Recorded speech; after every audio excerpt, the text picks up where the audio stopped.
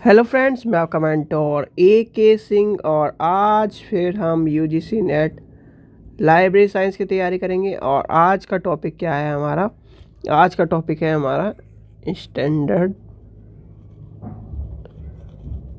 Of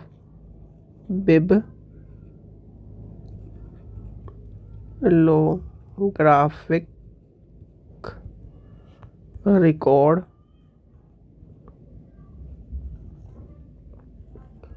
for mates and description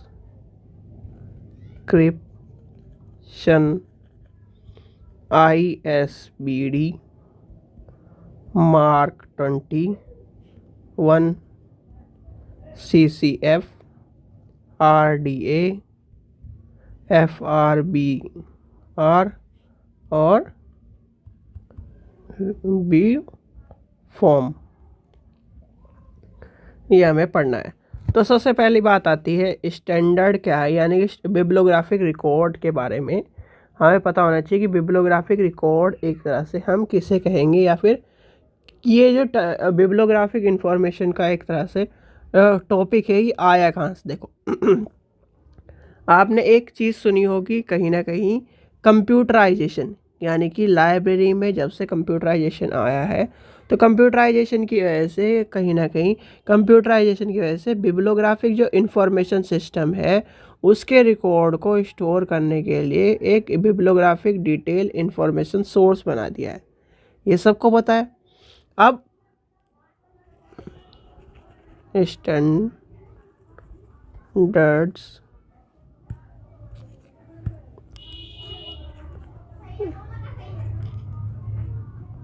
standards for bibliographic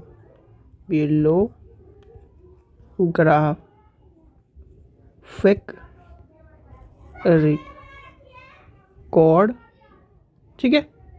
तो ये क्या है, यानी कि आपको ये सब चीज़ पता है। अब इसमें क्या आता है, यानी कि ये क्या करता है, एक तरह का रिकॉर्ड क्रिएट करता है। यानी record is a same an entry of catalogue. Bibliographic और डॉक्यूमेंटेशन क्या होता है, एक लिस्ट है। क्या है bibliographic and documentation?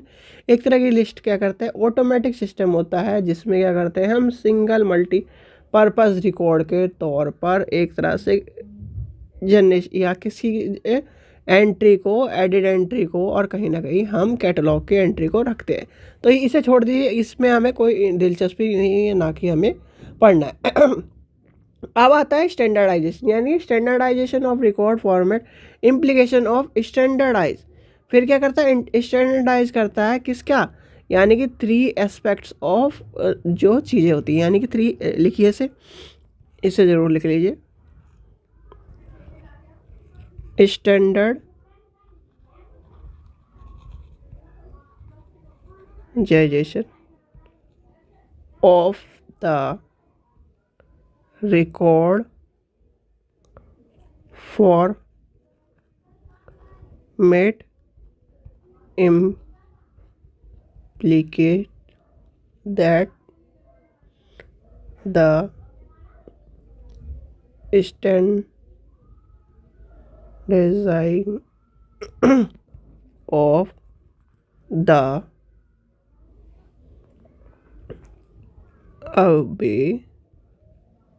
maintained three aspect at national, regional and international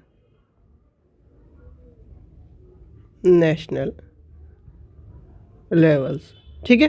अब इसमें क्या है, यानी कि ये सारी चीज़ें डिज़ाइन एंड ये लिख लीजिए, ये भी लिखते हैं, design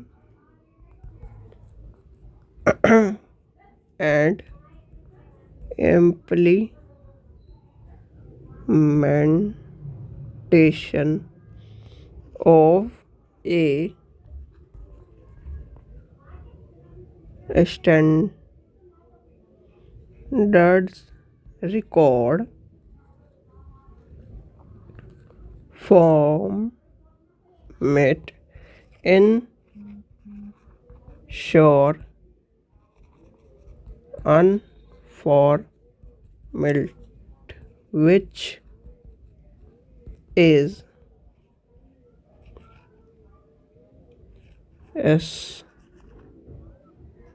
stable to all bibliographic agency involved information transfer information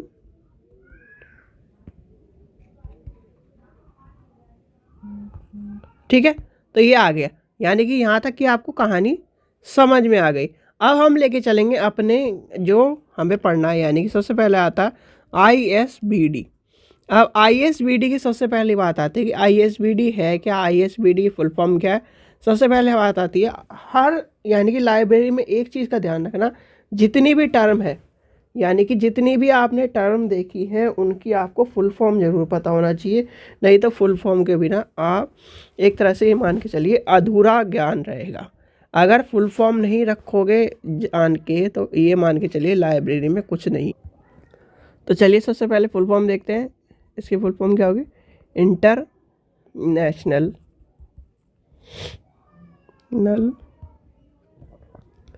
standard bibliography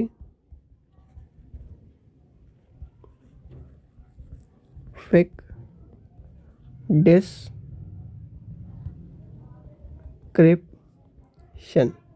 ठीक है, क्या है, इंटरनेशनल बिब्लियोग्राफिक डिस्क्रिप्शन। और ये क्या है, ये आया का, ये आपसे पूछा जा सकता है कि आया का पब्लिश कब हुआ। एक तरह से ये क्या है, non book material was publish कब हुआ था, 1977 में। क्या था, दोनों चीज़ें लिख लीजिए। सबसे पहले आया था 1973 में, जिसे हम कहते हैं ISBDM। ठीक है, ये क्या है, एक तरह से इंटरनेशनल बिब्लियोग्राफिक और ट्रांसलेशन और जो ओरिजिनल इंग्लिश टेक्स्ट में आपको देखने के लिए मिलेगा। और फिर क्या है, उसके बाद अदर लैंग्वेज में इसको बनाया गया। फिर उसके बाद आपको एक चीज़ और देखने को मिलती है, इसमें आपसे पूछा जाता है, दो क्वेश्चन आएंगे। एक तो 73 वाला क्वेश्चन, एक आपसे पूछा जाता है international standard bibliographic description for non book material was published कब हुआ था। तो ये भी लिख लीजिए, ये क्वेश्चन दोनों इंपॉर्टेंट है, यानी कि ISBD for non book material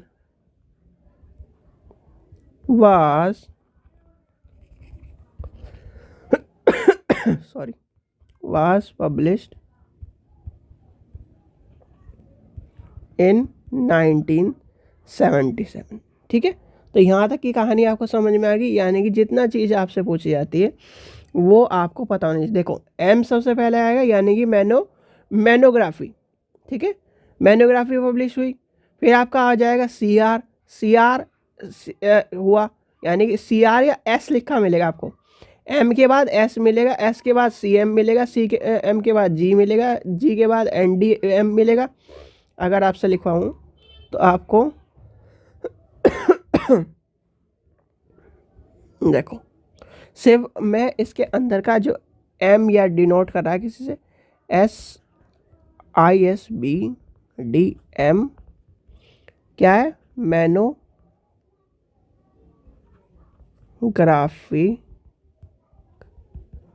ये है ISBD की फुल फॉर्म सबको पता है। ISBD की मैं फुल फॉर्म लिख रहा हूँ, ISBD मैनोग्राफी पब्लिशन। आया कब, यह आया था 90, यानी फर्स्ट एडिशन के बारे में लिख रहा हूँ, 1974। ठीक है, उसके बाद का एडिशन आपको खुद देख लेने। ISBD S आया था यानी कि ISBD, एस का मतलब है सीरीज या फिर सीरियल्स, ठीक है। इसके बाद आता है ISBD, CR की फुल फॉर्म क्या है? सेम। आया कब 1974। नेक्स्ट आया था 77। और एक CR का क्या है? Cartographic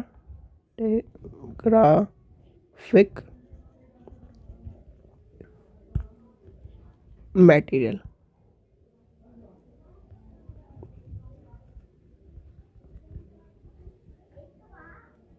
nineteen 77।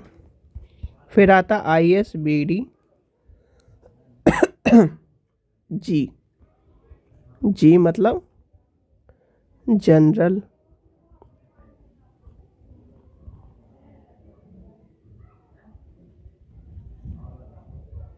ठीक है।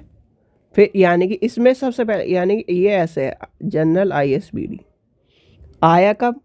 आपका 1977 है। तो बहुत सारे वैसे आपके, पर आपको मेन लिखवा रहा हूँ। फिर आता ISBD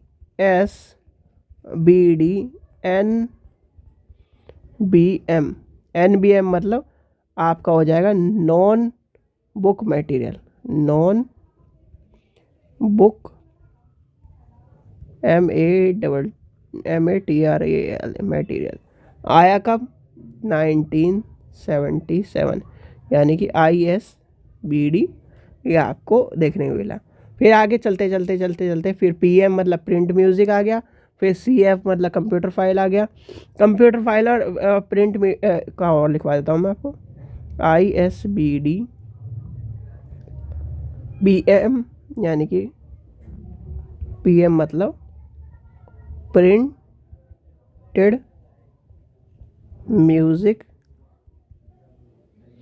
और ISBD CF का है आपका कंप्यूटर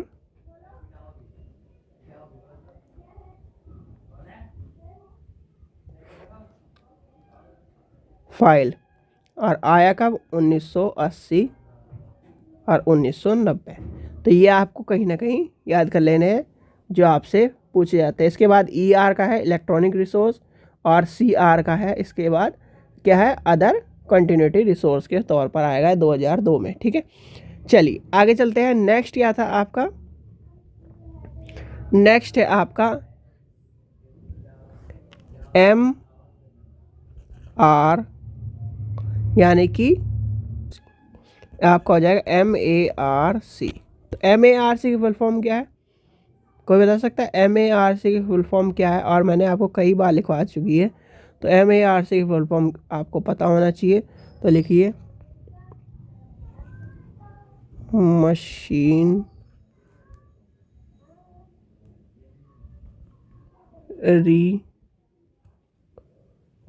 रीडेबल कैटलॉग। क्या है? Machine readable catalogue. Machine readable catalogue का यानी कि एक तरह से आया कब? यानी कि ये आया था 1966, ठीक है। यानी कि एक तरह से पायलट प्रोजेक्ट के रूप में आया था, और आया कहा था इन LC यानी कि LC में, ठीक है। Pilot project known as MACR1, ठीक है, याद कर लेना MACR1 में। और ये कहीं ना कहीं एक तरह से ये मान के चलिए मशीन रीडेबल कैटलॉग क्या करता है? डाटा को, और LC यानी आया का कहाँ पर? LC में, यानी कि लाइब्रेरी ऑफ कांग्रेस, ठीक है। ये भी चीज़ आपको पता होनी चाहिए। फिर आया था MACR2 स्टार्टेड इन 1968। क्या आया? 1968, ठीक है। ये क्या करा? 1968 आया। फिर धीरे धीरे बढ़ते इसमें सुधार होते ये कहीं ना कहीं आपको देखने में मिलता है। फिर इसके स्ट्रक्चर के बारे में आता है। स्ट्रक्चर के बारे में क्या आ जाता है? MACR रिकॉर्ड द टाइप यानी टिपिकल इंफॉर्मेशन इंटरचेंज फॉर्मेट, जो आपका क्या है, लिख लीजिए क्या है, NISI Z392, ये क्या है, ये आपका क्या है, एक तरह से फॉर्म, ये आपका पूछा जा सकता है कि MACR record is a typical of क्या है, इंफॉर्मेशन इंटरचेंज फॉर्मेट है। फिर आता है फॉर्मेट ऑफ इंफॉर्मेशन चेंज का हो जाता है ISO 2709, ये दोनों याद कर लेना, ये कहीं ना कहीं पूछे जाते हैं आपके MACR में। और MACR में अभी तक यही दो चीज़ें, यानी कि एक ये चीज़ पूछी गई, एक चीज़ पूछी गई है, और कोई चीज़ अभी तक पूछी नहीं गई, सॉरी। चलिए अब आगे चलते हैं, यानी कि आगे देखते हैं आगे क्या है आपका। नेक्स्ट क्या है, नेक्स्ट है आपका, एक मिनट, MACR, अच्छा CCF वैसे तो आपके कोर्स में, यानी कि कोर्स में जो दे रखा है वही पढ़ाना है। वैसे इसके अंदर आपको अगर देखने के लिए मिल जाए, आप पढ़ोगे ना, ये जो फॉर्मेट है स्टैंडर्ड से, उसके अंदर आपको UNIMARC भी मिलेगा, यानी कि UNIMARC ये मिलेगा। और ये क्या है, इफ्ला ने एक तरह से डेवलप किया था, और कहीं ना कहीं ये क्या है, format of development working group के ऊपर लेके चलते हैं। पर आप इसे छोड़ दीजिए, जो चीज़ आपके कोर्स में नहीं है वो आपको छोड़ देनी है। चलिए CCF की फुल फॉर्म देखते हैं। CCF की फुल फॉर्म आते हैं, देखते हैं कहाँ से आया, किस लिए आया, कौन इसे लीड कर रहा है। तो CCF आया था आपका कॉमन कम्युनिकेशन फॉर्मेट। किसके द्वारा चलता है, या फिर एक तरह से किसके द्वारा चला, यूनेस्को के द्वारा। किसके द्वारा चला, यूनेस्को के द्वारा। और CCF क्या करता है, CCF एक तरह से क्या है, साइंटिफिक इंफॉर्मेशन को, या फिर एक तरह से क्या है, सिस्टमेटिक, जो सिस्टम ऑफ यानी system of sharing of information on journal article. किसके, सिस्टम ऑफ,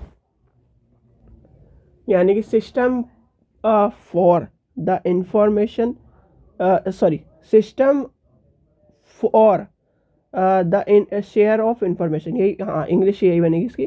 तो आप इसको लेके चलेंगे तो इंफॉर्मेशन शेयर, तो ये आपको देखने के लिए मिलेगा। फिर आता है यूनेस्को, क्या है, यूनेस्को लिखिए, यूनेस्को स्पॉन्सर्ड एन इंटरनेशनल साइमोसिंग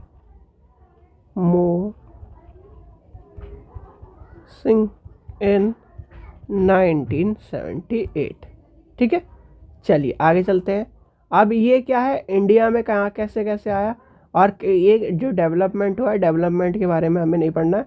एक और चीज़ पढ़नी है हमें इसमें, हाँ सॉरी, इसमें हमें पढ़ना है ISO 2709, जो कि हमने कहाँ पढ़ा, ये वाला है ISO। ठीक है, ये हमें यहाँ पे भी पढ़ना है। तो 2709 क्या है, एक तरह का डेवलपमेंट एक तरह से यहाँ पर भी हुआ, और ये जाना जाता है। फिर आता है इंडिया के बारे में, यानी कि CCF क्या है, इंडिया में कैसे कैसे आया। तो इंडिया में आप देखिए, लिखिए, इंडिया के बारे में लिखते हैं,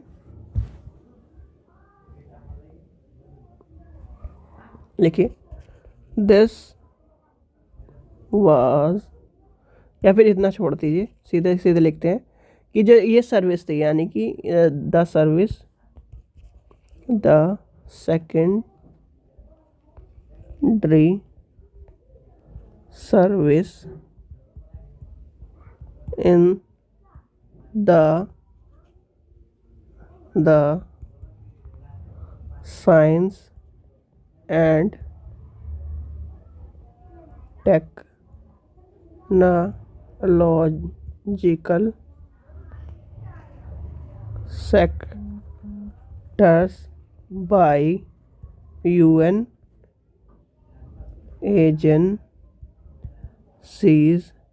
and more general in India.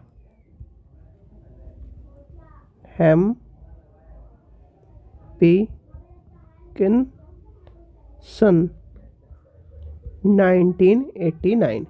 ठीक है, ये इंडिया के बारे में आपको देखने के लिए मिलेगा। तो CCF का भी आपको कहीं ना कहीं पता चल गया होगा, जो आपको देखने के लिए मिला है। फिर आपका आ जाता है, नेक्स्ट आपका आता है क्या है, CCF के बाद आता है RDA। ठीक है, RDA के बाद आएगा FRB। चलिए, तो इसका देखते हैं RD के फुल फॉर्म क्या है सबसे पहले, और फिर इसके बारे में जानते हैं। यानी कि resource description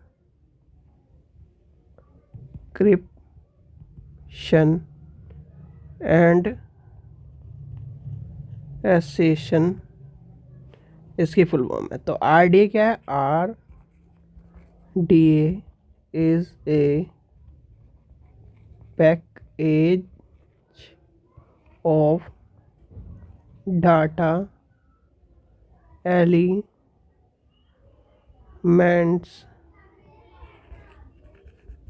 guidelines and instruction for creating library and culture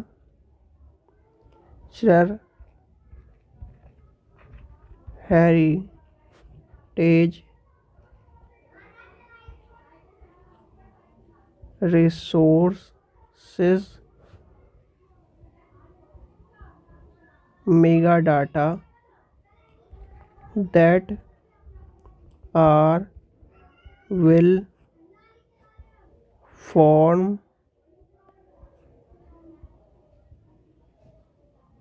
according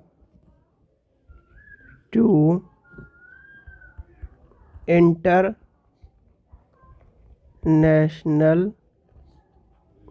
model for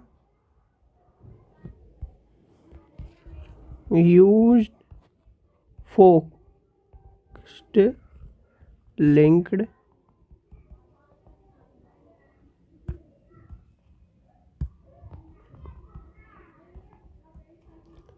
data application. ठीक है, तो ये हो गया आपका RDA। अब RDA के बाद क्या बचता है, RDA के बाद आपके टॉपिक में देखते हैं हम। RDA के बाद बचता है आपका FRBR।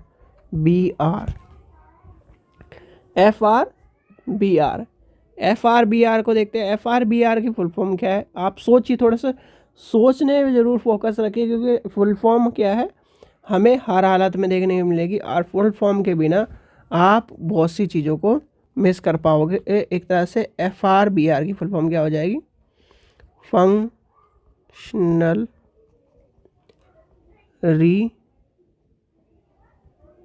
Requirements for bibliographic records. क्या हुआ, रिकॉर्ड्स। और ये क्या है, FRBR is a 1998 recommendation of the IFLA, यानी कि इफ्ला के अंडर में आया था। इफ्ला की फुल फॉर्म आपको पता ही है, तो फुल फॉर्म ही लिखने की जरूरत नहीं। IFLA to restructuring catalogue data base to reflect the conceptual structure, sorry,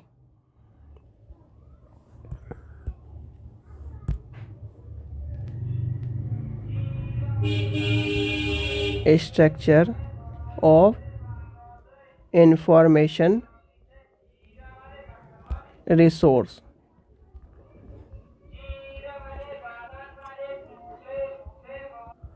तो ये आपको पता चल गया, यानी कि ये भी आपको समझ में आ गया। अब आता है BIB फॉर्म।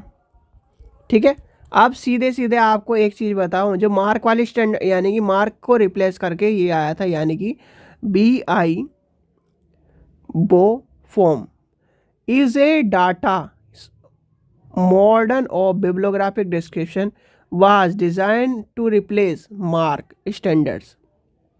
किसके मार्क यानी कि किसका रिप्लेस किया, मार्क स्टैंडर्ड का। And use a link of data principle of make bibliographic data useful both the outside और इनसाइड लाइब्रेरी कम्युनिकेशन। ठीक है, और क्या करता है, यानी कि लिख लीजिए इसे, यानी कि BI form is a data model for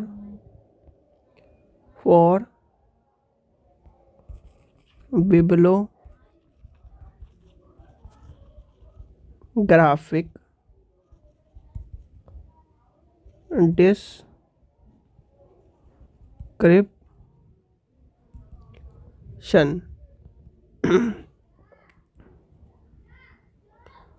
B form was designed to replace the mark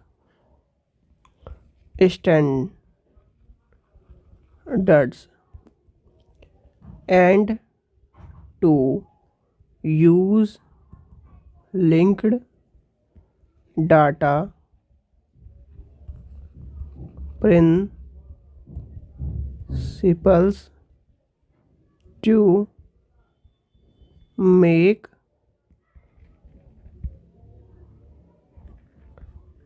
bibliographic data more useful both within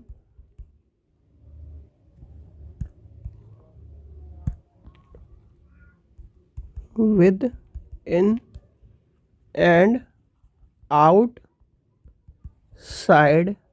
the library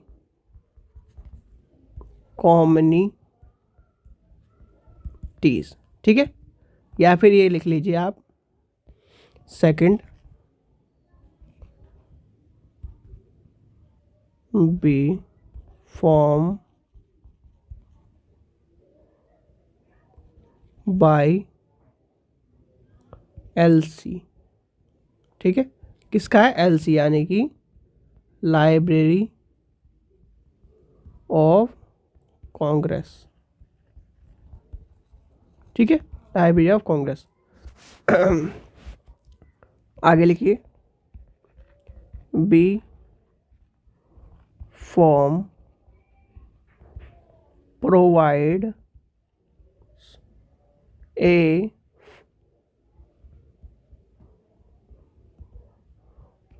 for the future of bibliographic sorry description both on the web and in the border network